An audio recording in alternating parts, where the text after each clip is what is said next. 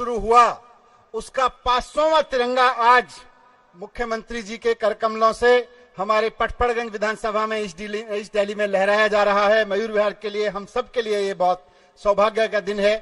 मैं माननीय मुख्यमंत्री जी का और विशेषकर उन इंजीनियर्स का, उन तमाम लेबरर्स, कॉन्ट्रैक्टर्स का जिन्होंने पूरी दिल्ली में 500 तिरंगे लहराने का ये सपना साकार किया और आज उसका 500वां तिरंगा मुख्यमंत्री जी ने अभी बटन दबाकर उसे आसमान की ऊंचाइयों की ओर रवाना किया है।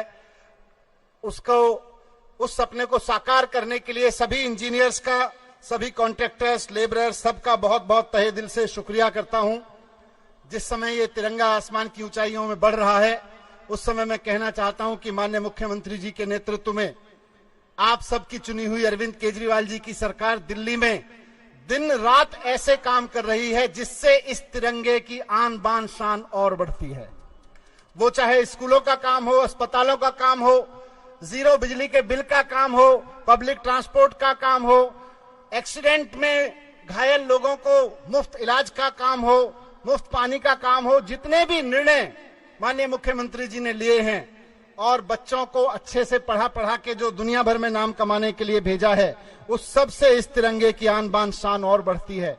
आज आजादी की 75वीं सालगिरह के अवसर पर हम जश्न मना रहे हैं कि हर हाथ में तिरंगा। मुख्यमंत्री जी ने आदेश दिया है कि 14 तारीख को आजादी की सालगिरह की पूर्व संध्या पर 76वीं साल 75 पूरे होने के अवसर पर, आजादी की सालगिरह की पूर्व संध्या पर हम सब शाम को 5 बजे हर हाथ में तिरंगा लेकर राष्ट्रगान गाएंगे। ये मुख्यमंत्री जी का निर्देश है, मुख्यमंत्री जी का योजना है, उनका सपना है। आज हर हाथ तिरंगा के साथ साथ हम एक और सपना पूरा कर रहे हैं जो मुख्यमंत्री जी ने हमें आदेश दिया था कि दिल्ली में सिर्फ हर हाथ तिरंगा नहीं, दिल्ली का कोई भी आदमी या दिल्ली में आया हुआ कोई भी आदमी कहीं भी जाए उसकी हर निगाह में तिरंगा होना चाहिए, हर नजर में तिरंगा होना चाहिए।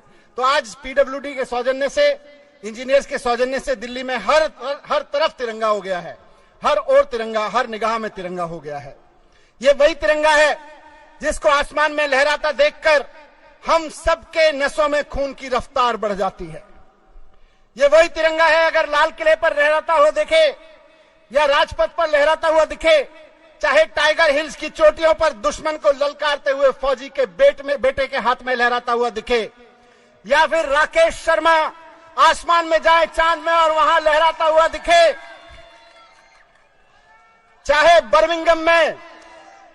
बर्मिंघम के खेलों में रवि दहिया, बजरंग पुनिया और पीवी संधू जैसे हमारे बेटे बेटियों के हाथ में लहराता हुआ दिखे, या फिर गणतंत्र दिवस के मौके पर हमारे फाइटर प्लेन्स जब आसमान में उड़ते हैं तो तिरंगा बनाते हुए दिखें। जहां भी, जैसे भी हम इस तिरंगे को फहराते हुए देखते हैं, हमारे अंदर की देशभक्ति फहराने लगती है। यह तिरंगा आज हमारी आन बान शान है। 75 साल की आजादी का इतिहास, यह हमारे तिरंगे का इतिहास है।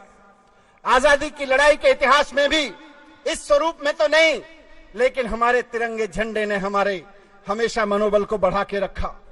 वो तिरंगा ही था, इस रूप में नहीं था, लेकिन वो तिरंगा ही था जिसे कभी मैडम भीकाजी कामा के हाथों से बर्लिन में फहराया गया तो सारी दुनिया में भारत की आजादी का माहौल बना। ये तिरंगा ही था जिसे कभी रावी के तट पर नेहरू जी ने फहराया तो उसके नीचे पूर्ण स्वराज का संकल्प पैदा हुआ। आज भी इसी तिरंगे में लिपटकर एक शहीद का पार्थिव शरीर उसके गांव में, कस्बे में पहुंचता है तो सारा आसमान भारत माता की जय के नारों से गुंजायमान हो जाता है। एक शहीद का शव तिरंगे में लिपटकर एक सैनिक की शहादत उच्च बलिदान में बदल जाती है। आइए इस गौरव में झंडे को, इस गौरव में तिरंगे को एक गौरव में सलाम करते हैं। सबकी तरफ से इसको एक गौरव में सलाम करते हैं और संकल्प लेते हैं कि हमने आज ये तिरंगा फहराया है। हम अपने मन से, अपने वचन से, अपनी वाणी से, अपने कर्मों से कोई ऐसा काम नहीं करेंगे कि इस तिरंगे की आन बान शान झुके। इस तिरंगे को झुकने नहीं देंगे। विजय विश्वजित तिरंगा प्यारा, झंडा ऊंचा रहे हमारा। भारत माता की जय हिंद, जय हिंद। बहुत बहुत धन्यवाद। और आप देख रहे हैं तिरंगा अपनी इस ऊंचाई की यात्रा पर आगे बढ़ रहा है। आप लोगों के हाथों में भी जो तिरंगे हों ऊंचे, बिल्कुल आप लोग भी शामिल हो तिरंगे की इस भव्य यात्रा में और तिरंगे की वो उपलब्धियों भरी यात्रा। अगर हम कॉमनवेल्थ गेम्स की ही बात करें तो अभी जो स्वर्ण हमने जीते हैं, जो रजत हमने जीते हैं, जो कांस्य हमने जीते हैं, और जीतने के बाद जब हमारा ध्वज ऊपर जाता है तो वो अपने आप में, अब सर के हाथ में भी तिरंगा, देखिए हर हाथ तिरंगा सर की मुहिम जोरदार। आप सब भी तिरंगे को इस तरीके से लहराएं जैसे हमारे बाद आजाद हुए लेकिन हमसे आगे निकल गए। कई ऐसे देश हैं जो द्वितीय विश्व युद्ध में ध्वस्त हो गए, जापान, जर्मनी, खत्म हो गए थे देश, हमसे आगे निकल गए। क्यों भाई? हमारे में क्या कमी है? सब कुछ है। दुनिया के सबसे इंटेलिजेंट लोग भारत में रहते हैं, सबसे इंटेलिजेंट। सर्वे करा के देख लो, मैं बड़ी जिम्मेदारी के साथ कह रहा हूं, दुनिया के सबसे इंटेलिजेंट लोग भारत में रहते हैं, सबसे मेहनती लोग भारत में रहते हैं। फिर हम पीछे क्यों रह गए? इसीलिए इस 75वीं वर्षगांठ के अवसर पे हम सब लोगों को प्रण लेना है, जो भी करना पड़े हम अपने देश को आगे बढ़ाएंगे। कैसे बढ़ेगा देश आगे? हमारे देश के अंदर आज इतने बच्चे हैं, इतने सारे बच्चे हैं, उनको अच्छी शिक्षा नहीं मिलती। क्यों? गरीबों के बच्चे हैं। पूरे देश के अंदर कई ऐसे सरकारी स्कूल हैं जिनका बेड़ा गर्क है, कई ऐसे सरकारी स्कूल हैं जो बिल्कुल खंडर बने पड़े हैं। दिल्ली में भी पहले यही हाल था। दिल्ली में हमने सरकारी स्कूल अच्छे कर दिए, शानदार कर दिए। तो दिल्ली में हो सकता है तो पूरे देश में भी हो सकता है। आज हमें प्रण लेना है कि हमें ऐसी व्यवस्था देश के अंदर कायम करनी पड़ेगी कि एक एक बच्चे को, इस देश के अंदर पैदा होने वाले एक एक बच्चे को, चाहे वो गरीब का बच्चा हो चाहे अमीर का बच्चा हो, एक एक बच्चे को अच्छी से अच्छी शानदार शिक्षा मिलनी चाहिए। आज 75वीं वर्षगांठ के अवसर पे हमें प्रण लेना है कि हमारे देश के एक एक इंसान को, एक एक भारतवासी को अच्छे से अच्छा इलाज मिलना चाहिए। आज सरकारी अस्पताल में जाते हैं, दिल्ली के तो सरकारी अस्पताल हमने बहुत अच्छे कर दिए, बाकी देश भर में सरकारी डिस्पेंसरी हैं, सरकारी अस्पताल हैं, उनमें इलाज के नाम पे कुछ नहीं मिलता। हमें ऐसी व्यवस्था कायम करनी है कि देश के हर गरीब को या अमीर को अच्छे से अच्छा इलाज मिलना चाहिए। आज इतने लोग बेरोजगार घूम रहे हैं, बेरोजगारी बढ़ती जा रही है। जब तक हम अपने हर युवा की एनर्जी का इस्तेमाल नहीं करेंगे, हर युवा को अच्छा रोजगार नहीं दिला पाएंगे, तब तक देश आगे नहीं बढ़ सकता। आज 75वीं वर्षगांठ के अवसर पे हमें ये सारे प्रण लेने हैं। लेकिन मेरे को दुख होता है, कुछ लोग आजकल कह रहे हैं कि ये गरीबों को जो कुछ फ्री शिक्षा मिल रही है ये बंद होनी चाहिए। मैं सोच रहा था, एक बेचारा रिक्शे वाला, एक बेचारा मजदूर, एक बेचारा ड्राइवर, एक गरीब आदमी, वो बेचारा इतना भी नहीं कमा पाता कि 2 टाइम की रोटी खा ले। अगर हमने सरकारी स्कूल बंद कर दिए देश में, अगर हमने सरकारी स्कूलों में भी फीस लगा दी, कह रहे हैं गरीबों को फ्री भी, मेरे को तो ये समझ नहीं आता ये फ्री भी होती क्या है। अंग्रेजी में बोलते हैं फ्री भी, कहते हैं फ्री की रेवड़ी, कहते हैं ये नहीं मिलनी चाहिए। गरीबों को फ्री शिक्षा नहीं मिलनी चाहिए, या तो सरकारी स्कूल बंद कर दिए जाएं और या फिर सरकारी स्कूलों में फीस लगा दी जाए। फिर गरीब बच्चे कहां जाएंगे अगर सरकारी स्कूलों में फीस लगा दोगे तो? गरीब बच्चे कहां जाएंगे अगर सरकारी स्कूल बंद कर दोगे तो?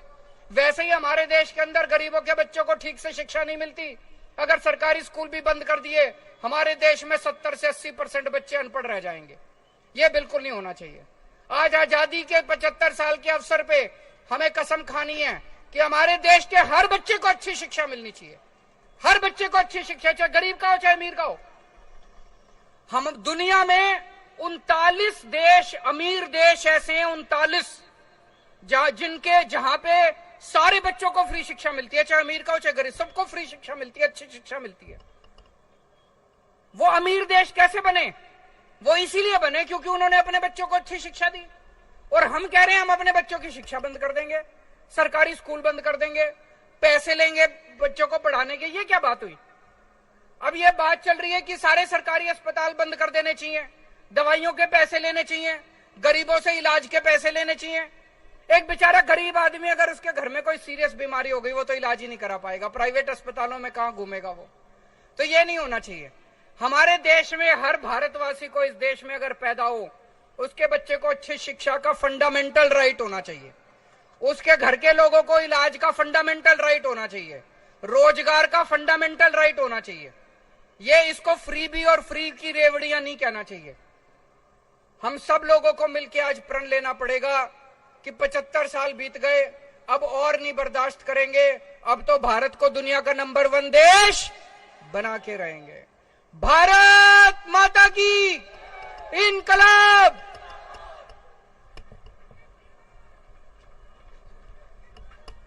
बहुत बहुत धन्यवाद। और अब मीडिया बाइट। बसंती चोला मीडिया से बात करेंगे आदरणीय मुख्यमंत्री महोदय।